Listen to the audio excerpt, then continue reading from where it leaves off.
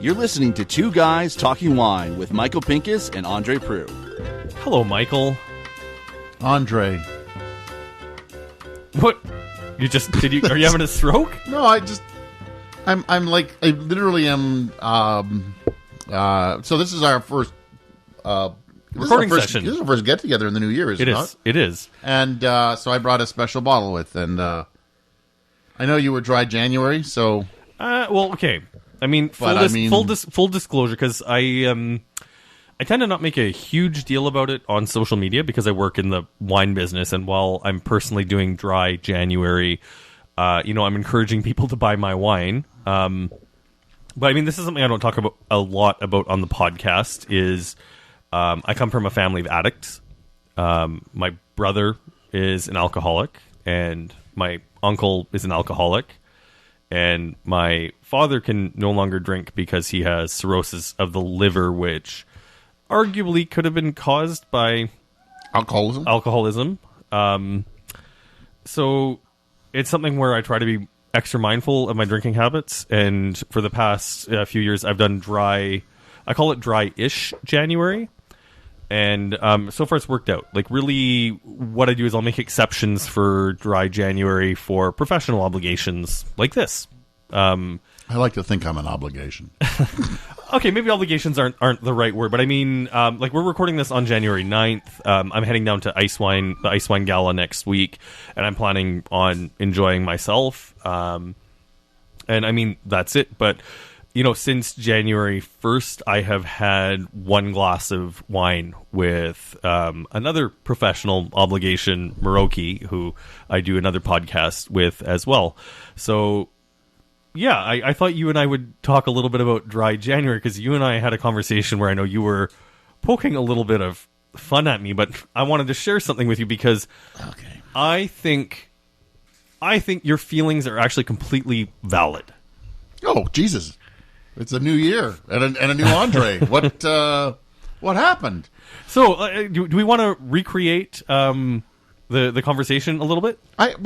Yeah, if you want. I'll probably have the same reaction. Yeah, let's do it. Go ahead. You remember? Well, it started out with you asking me, do you want me to bring a bottle of wine over on Tuesday when we record the podcast? Yes, well, I did. I brought this Two Hands 2008 Lily's Garden McLaren Vale Shiraz, which that's what you caught me sniffing, and it's one of my favorite. I know we're not supposed to have favorites as professionals, but when I take my professional hat off and I put my wine lover's hat on, and if somebody would say, "What's your favorite producer from Australia?" it would be Two Hands. Anytime I can afford their wine, the Sexy Beast and the Gnarly Dudes and the Angel Share, which is my favorite of their wines. Those are the ones I'd like to pick up. They're under 30 and they're good. All right, actually, I've pulled up the transcript to make sure we've got it right. You were actually talking to me. There were 2 times now you've talked about. I don't know if you want to throw them under the bus, but an Ontario winery's cool vintage Cabernet Franc that tasted like bell pepper juice, and you were raging about it to the point where you brought up the same winery twice. Correct. Yes. Cabernet Franc from 2013. Correct. And it ended with you saying something critical about their labeling, which is also something I'd agree with. I don't know if you want to name the winery. It's Domaine Caylus. Okay. I found on my wine rack or in my wine cellar 2013 Cabernet Franc, and I put up a little poll. And the interesting part of the poll is, because first of all, I tasted the wine, and I was going to say nice things about it, but it was terrible. And I thought, I wonder, I know the perception of Domaine Caylus is very high, and I wondered if people just would refuse to look at the vintage date, which is 10 years, 2013 Cabernet Franc. And I basically said, what do you think, how is this wine going to be? And 93% said it's going to be perfect. Oh, wow. That's a high amount. When you think about that, I'm thinking the reputation goes before anything else. And that's wonderful that they have such a great reputation. But I mean, 2013, mediocre vintage at best. I never think of Domaine Calus for the Bordeaux varietals. I think of Domaine Calus for Pinot and Chardonnay, and that has nothing to do with my love of just Chardonnay. It's just like that's their Matthews and Marner. Like, you know, the Bordeaux style blends, unfortunately, is like the Leafs goaltending. It's wildly inconsistent. But 13 would have been okay for Chardonnay. Would have been okay for Pinot Noir. For the Bordeaux varietals, and it really was. It was like liquid green pepper juice. Like, imagine putting green peppers into a glass of water for a week in your fridge and just letting them marinate there for a while and then drinking that juice. So I'm actually planning on reaching out to our friend Allison Sloot to come back onto the podcast later on this year, because there's something about... I do think we need to have like an actual conversation about whether or not the bell pepper is varietally correct. Because like you had that experience in Chinon, and I think Allison's the right person to have the discussion with. And I think you and I are on the same page in terms of it being good. Like, I don't know if the broader market is in the mood for really green, bell peppery Cabernet Franc, but I would really like to get like a true Cab Franc's lover's perspective on what is varietally correct. Because on the other hand, I've had some very tasty Cabernet Franc from the Napa Valley, but at that point, it doesn't really taste like Cabernet Franc anymore. You know? I have that problem where when it gets into the very warm climates, it doesn't taste like Cab Franc anymore. It just tastes like Cabernet Sauvignon with like a younger brother, which we all know it's actually the father. But okay, after you made so what you said is their labels aren't great because they don't really have much differentiation between the entry level, the reserve, and like the Grand Reserve and all that. As somebody who inventories wine cellars, they're incredibly, like when you pull them out, you go, it's right here. You know, you're always looking for what the thing is, and it becomes difficult to find. I agree with you on that. I mean, it's one of the things I love about like even Thomas's labels. Like, he keeps adjusting what he's doing, and like this, I think this year Thomas has really knocked it out of the park by putting the vineyard label in really big letters on, as long as his labels. There, yeah. So I responded to you in this quick conversation because I wasn't in the mood to engage in a Cab Franc discussion on Messenger, and I sent you a photo of what I was drinking that night, and it's a photo of the Compliments Blonde Lager de-alkalized beer, and I said, I'm drinking this tonight. Do you remember what you responded with? I don't remember what I responded there, but I remember what I said the next time. It was a facepalm emoji. Yeah. And then I said, it's pretty good. And then I said, wait, I do dry January, right? And do you remember what you said? You do you, boo, is probably what I at somewhere. No, you sent me an animated GIF of, have you fully lost your mind? Oh, well, that's probably true. And then I responded with, I've done a dryish January every year for 4 years. And then you replied, you do you, boo. Yeah, see? But okay, then you and I had like a quick conversation in passing today about de-alkalized beer, where you said... Well, you asked me if I've ever had one. There we go. And I said, if I want beer, I'm going to have beer. And my counter argument to you is, this is a beer. But... like, I'm reading the ingredients on it. Water, malted barley, sugars. Okay, so that's the only thing that this has that beer doesn't. Yeast, phosphoric acid, caramel color, hops, and hop extract. Sounds a lot like beer to me. Do they put a lot of caramel color in beer? I'm sure if we talk to the fine people at Molson Coors that some of their entry-level stuff is doing that, plus 35 calories a can. I mean, for those of us who are watching our food intake in January. Okay. Look, if I want beer, I want beer. Like, okay. I mean, and I'd rather have the full effect and full... Look, I had beer with my brother last night. We tried a bunch of Innocent Gun beers that were sent my way. We had the original, which was nice. We had the rum cask, which was also nice. Okay. I like the original better. And then we had something called a Creek, which was sour. Like, it said Scottish cherries, but that was hard to drink. My brother's a big beer drinker, and I'm like, I don't know if I could finish that. He goes, I'll finish it, but I won't have another. So, and for my brother not to have another one is pretty rare. But so I had beer and I liked it, and I had something else from another Muddy York brewery. My brother's big into beer, and I didn't. Well, Muddy York's a good brewery. We used to sell wine next to farmers markets at the Withrow Market. Anyways, I've poured you a taste of this beer, but I like beer. Like, if I'm going to have beer, I want beer. I don't want near beer. So I bought this because I was craving a beer. Like, I was craving the flavor of beer. I wasn't craving the buzz that comes with drinking beer, and I wanted to cook. But I thought I would pour this for you just to see if it would change your mind about whether or not this is beer. I don't go for the beer buzz, actually, anymore. This is what Canadians drink when they want to feel like they're drinking American beer. I don't think you can make that joke anymore. I think there's so many good American beers out there now. Correct, but if you're a Bud Light drinker, then this is your beer when you're Canadian. All right, you're taking a sniff of it. It smells sweet to me.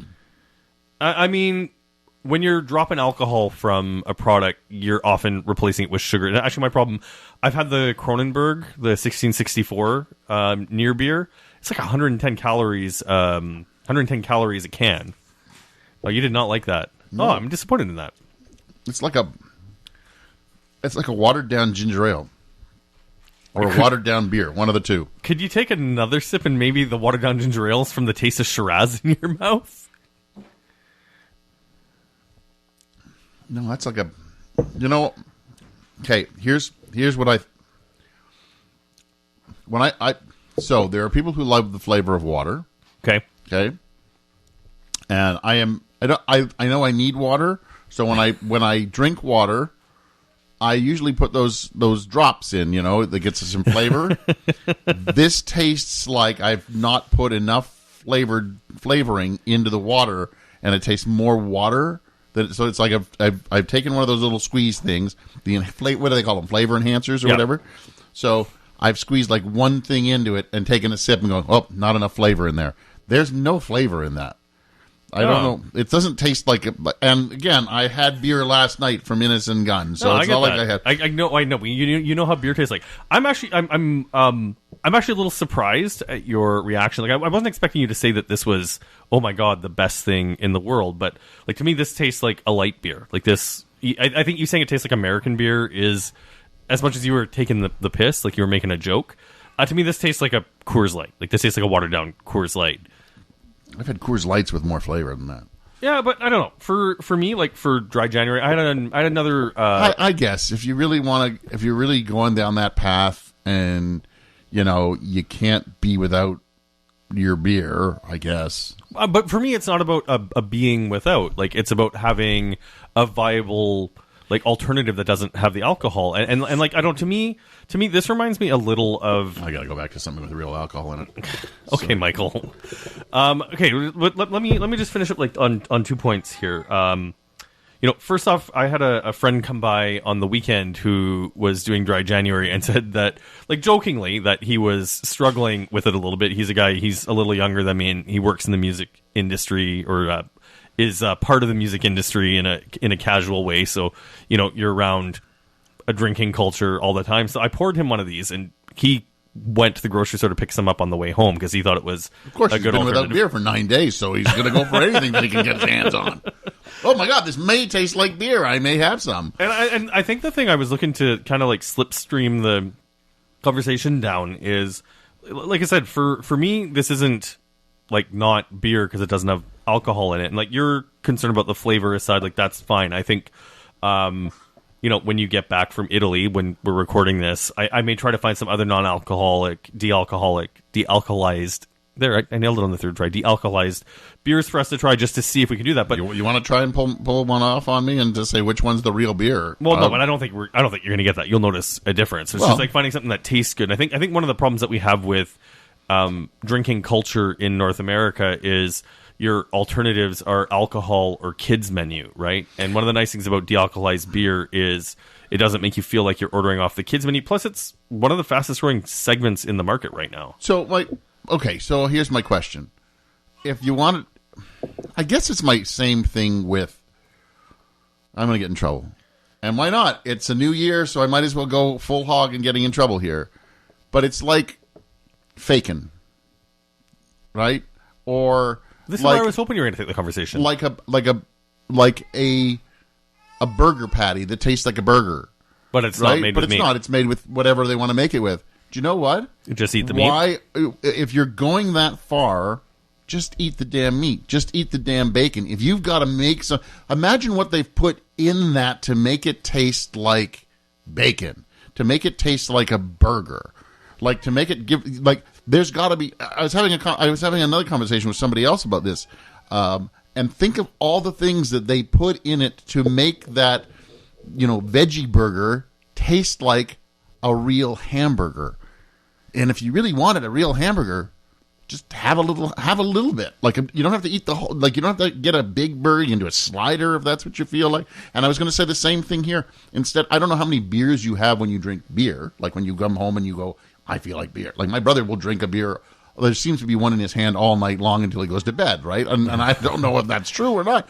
But that's my brother. Yeah. But if he was doing a dry January-ish, so maybe he has like a small can instead of a tall boy, and it's just the one. Yeah. Like if that's what he wants to do. Or, make a bottle of wine last 3 or 4 days by throwing it into the fridge. Have yourself a glass of wine, a small glass, 4 ounces, 6 ounces, put it in the fridge, and bring it out every day. And it's also a great learning experience while you're at it. So it's dry-ish January, where you have 6 ounces a day or wherever, and you also learn about, does the fridge help delay the progress of wine, so that when somebody asks you, if they ever ask you the question, what do I do with leftover wine, you instead of going, I don't understand what leftover wine is, you can actually say, well, by the way, here's a good way to make wine last. Well, I hate to tell you, I don't think there's anything that you just said that was controversial, and I think it's a very fair question. Like, I mean, one of the things about my little experiment that I did with you was I read off the ingredients, right? Like, all the ingredients that are on this are stuff that we could probably order off of Amazon or from a specialty shop, although I'm not really sure what phosphoric acid is.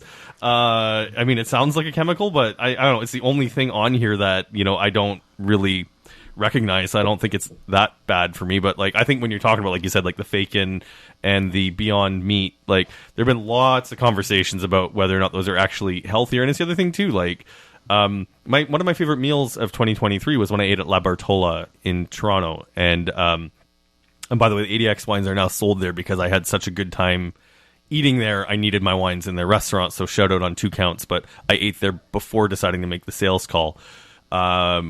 I went there the night I went to see Danko Jones with Guillaume, and the food was incredible. It's Mexican food. And then about halfway through the meal, it was pointed out to me that the food there was completely vegan. And that was the best part about the meal, was it was irrelevant that the meal was vegan. They built texture on the plate with beans and with mushrooms. Sorry, I know you would probably not dig that, but there's plenty of beans on it.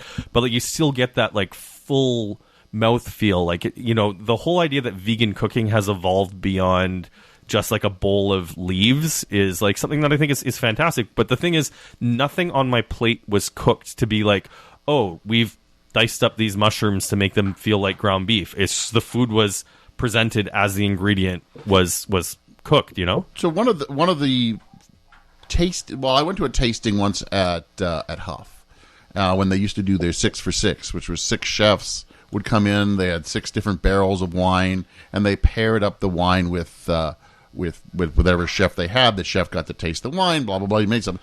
And they brought in and they always had one guy from somewhere else, not Ontario. He was always from somewhere that they invited him in, and he would come and do that. And this guy was an Irish chef, and he was vegan. Yeah. Or vegetarian, I think, because he did end up doing a cheese dish with halloumi. Never had halloumi before in my life before that. And this was the dish of the night. It was absolutely fantastic. Whatever he made, again, you said it had texture. And I think I came to the realization of this. I could probably, maybe, possibly go vegetarian / not probably vegan, but vegetarian, because I do like cheese. And I like fish, so maybe that would still be in fish there. Is a I'm not vegetable. sure. So, but I'm the one who said something offensive. If somebody would cook for me, because if I had to do it myself and go veg, I would just, it would be the leaves of lettuce, and you're like, I'm out. Within 2 days, I'm like, I can't do this. But if I had like a chef who came in and cooked me something and said, here's your dinner, and didn't tell me it was vegetarian, and it was really good. I mean, you're a bit of a picky eater I too, am, though. So but that kind of throws a wrench in the gear. You can hide things on me. Like, you really can. But and I don't trust you. So, Hey. I do my best to respect your dietary restrictions. I mean, I could probably do you an egg roll in a bowl that's vegetarian, but I'm sure you would find some way to ruin that. Well, my brother last night, we ordered pizza, and he put olives and mushrooms on the pizza. And he goes, I don't care. Pick them off. And I did. That if that isn't sibling love right there, I don't know what he's is. like, I'm getting whatever hell I want on the pizza. You deal with it. So the other reason I'm disappointed about your reaction to the near beer here is, like, I did want to have a quick conversation just about the de-alcoholized wine, and that's the thing where, like I said, I'm pretty committed to the dryish January. I'm happy to talk about it, and I think, like, the strategies that you talked about with moderation are a great thing for people to be mindful of year round, not just in dry January. No, but if you were trying to do dry-ish because you're dry-ish January. All I'm saying is smaller beers, smaller pours. Yeah. Figure out what to do. Making the conscious, because I mean that's the thing too, is like, especially when you work in the business, like, dry January is not something that, like, I find it super easy to wake up. And I mean, this is the other reason why I do it, is to wake up to be like, oh, okay, nothing in the house. Like, I like to have a beverage in the evening, so I switched to a lot of herbal teas.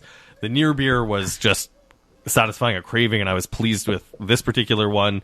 So I drink a lot of herbal tea, a lot of the flavor enhancers that you're talking about with the water. But the thing is, like, I do strategize to have alternatives in the house to make sure that when I'm craving something fruity in the evening, I've got something to drink, you know? Anyways, the other place where I was going with this, I had all kinds of things running through my head at that moment. And why I was disappointed with your reaction to the near beer was, I did want to have a conversation with how disappointing de-alcoholized wine is still. Last January, I tasted about 40 different non-alcoholic wines, and the thing is... Why did you do that? Because I'm trying to find the alternatives, right? Like, I'm trying to find something that tastes good. This is a direction that the industry is heading, especially for my generation and the generation after it that are drinking less. And it's just like, if the industry is heading towards a de-alcoholized future, I want to make sure that we're still getting products that taste good. See, I'm thinking of the thing that I saw from a Tim Hortons commercial. The Baileys, the de-alcoholized Baileys. And I'm like, why? But the flavor of Baileys is great. Great. Does they'll find somebody else? Why does Baileys have to do this? Baileys is Baileys. Don't start screwing around with Baileys. But I don't drink Baileys. Does the flavor taste the same? Like, does it taste the same? I don't know. Then what does it matter on the alcohol But why side? is the LCBO selling de-alcoholized stuff? I can start that conversation too. Oh, yeah. Why the hell is the LCBO now selling de-alcoholized stuff?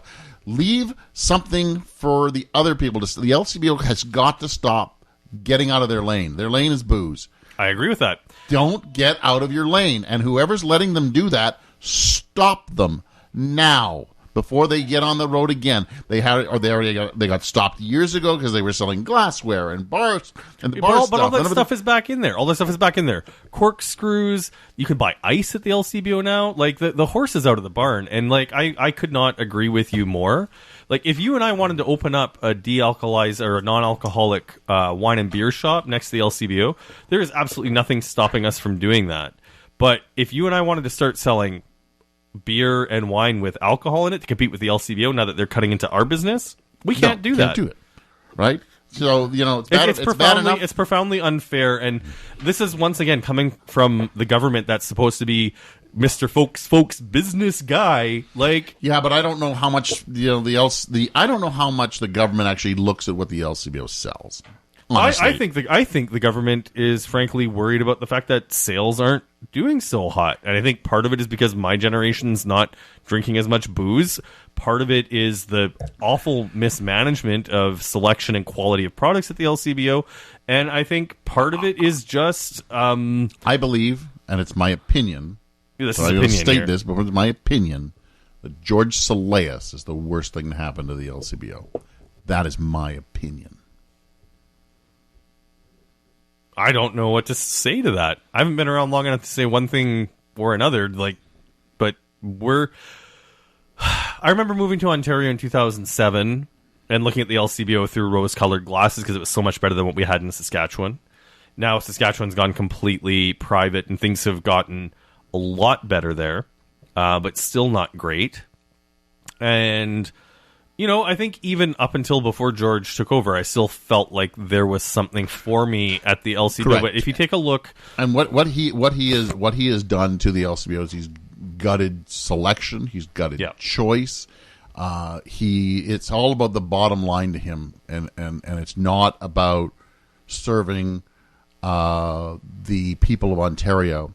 And a shout out to David Lorison, who, you know, in a column that he wrote, the thing he pointed out was that as Ontario wine journalists, we are not invited anymore to taste what is being brought in through vintages. Yep. And that really was the, let's call it the check, or the balance, because we used to be, you know, we used to go in there, we used to taste stuff, we would recommend the good stuff, we would, you know, I don't know if people panned the bad stuff really. You know, there's only a few people who actually write, you know, the bad, like Michael Vaughn will tell you all about the complete listing. And Gord Simmel, God rest his soul. Yeah, he used to pan a few things. But, I mean, Michael Vaughn writes about everything that comes through. I didn't write about everything. I pointed out my top 30 or 40. I don't know what you did. I used to pick a top 2 every week on CFRB. Okay, so you picked the top 2. So, but we were the check and balance for the LCBO, because it's they're spending our money to buy wine and beer, bring it in. Now we have to spend our money to get money. I mean, get our booze, and there's no check on them anymore. Nobody can say, what is this crap you're bringing in from, you know, Bulgaria? What is this? Why are you wasting time in this particular region? Why are you not bringing more Oregon wine in? Why not more Washington? Why not more stuff from? This was not like where I thought things were going to go, but like I really, I agree with you completely on that. And it's just like, I don't know who the LCBO is serving right now, because if you're running it like a proper business, like, you're supposed to be looking for gaps in the market and filling the demand, right? And the amount of wine I'm getting people to buy for me from Quebec, the amount of wine that I'm buying when I travel now, because the LCBO isn't serving me, like, it's, you know, it goes back again to like advice you gave me fairly early in my career about like, and making sure that you're not buying wine you can get back home when you're traveling, unless it's like a really smoking hot deal. Smoking great bottle. I've had that conversation with many people. You don't just buy wine to buy wine. It's the same thing when I'm on tour with people. When they're like, "Oh, we feel we should buy a wine at every winery." You know, if you don't like anything, it's just gonna sit on a shelf. Just pay for your tasting and carry on. Like, I mean, if it's gonna sit on your shelf for the next 20 years and go bad, and you're gonna dump it down the drain. It didn't serve anybody's purpose. All right. Well, as we wrap up here, because this wasn't meant to end up as shots at the LCBO, I am going to see about trying to convince you on non-alcoholic beer this year. I'm not going to make it like a huge mission, but like it's something where if we're doing the thumbs up, thumbs down, the compliments, blonde lager is thumbs up from André. Big thumbs down from me. I did not think that was. It wouldn't have fooled me as beer. It wouldn't have satisfied an itch for beer. Even if I was doing this dryish January and you said, "Here, have this," I'd go, "What's this pop you've given me?" Because that's what it tastes like. It tasted like a watered down. Okay, we already got your tasting note. That's enough of you, Michael. So if you're listening to the next episode with Andy Pay, it was supposed to run in January, so it might sound a little out of date. So we apologize for that. But that's what's coming up in February. You're off to Italy for a million weeks, so yeah. And Cyprus. I'm looking forward to talk to you about Cyprus. Good for you. You're going somewhere hot and warm in the middle of the crap winter. Oh, that's right. Oh, I'd forgotten that part. All right. Well, Two Guys Talking Wine /Patreon. We appreciate the support that keeps the lights on. I'm Andre Prue from underwinereview.ca, at Andre Wine Review on socials. And I'm Michael Pincus of michaelpincuswinereview.com. You can find me as the Grape Guy on most socials. Sometimes Michael Pincus, sometimes Michael Pincus Wine Review, but at the Grape Guy for the most part. And, Andre, this was a very interesting experiment you did with me. I am looking forward to you pulling out a few more Like, I know your favorite is that French one. No, it's not. Oh, not anymore. No. I never liked that one. I told you. Oh, So, okay, whoa. let me just finish the one point I was making. Is the problem with a lot of de-alkalized products is to replace the texture of alcohol, you replace it with sugar. Yeah. And I try to be mindful of calories. There's 110 calories in a can of Kronenberg because they've replaced all that texture with a crap ton of sugar. Oh. One of the things I like about this Compliments is, like, I think it's tasting watered down because it is watered down. It's only 35 calories, but I'm okay with that. All right, you be okay with it. I'm going to go have a glass of wine. You drink your beer. Good night. Thanks for listening. Please subscribe to Two Guys Talking Wine on iTunes. Two Guys Talking Wine is produced by Jim Ray, Adam Duran, and Ken Little.